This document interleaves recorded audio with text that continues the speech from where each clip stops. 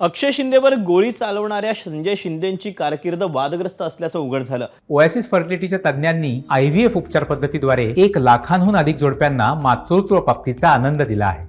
मोफत appointment book करण्यासाठी आजच संपर्क साधा। अरुण टिकू हत्याकांडातील आरोपी विजय पलांडे याला पोलीस कस्टडीतून पळून जायला शिंदेंनी मदत केली असा आरोप आहे। या प्रकरणात त्यांचं निलंबनही झालं होतं। सेवेतून बरखास्त करण्याचा अहवालही डीजी कार्यालयाला पाठवण्यात आलेला होता। मात्र पोलीस महानिरीक्षकांनी हा प्रस्ताव रद्द केल्यानं संजय शिंदे पुन्हा पोलीस विभागात कार्यरत झाले। दरम्यान पोलीस निरीक्षक संजय शिंदे यांची कारकीर्द कशी राहिली त्यावर आपण एक नजर टाकतोय। इन्स्पेक्टर संजय शिंदे यांनी मुंबई पोलिसातही सेवा बजावलेली आहे। त्यांचा सेवा काळ चर्चेचा आणि वादग्रस्त असल्याचं सांगितलं जातं।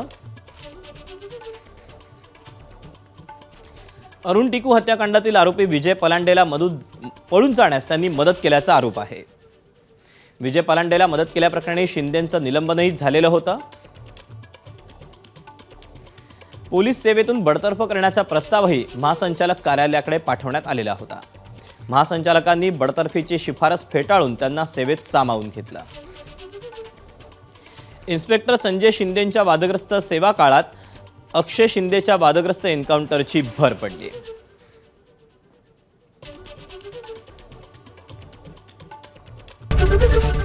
एबीपी माझा, उघडा डोळे बघा नीट।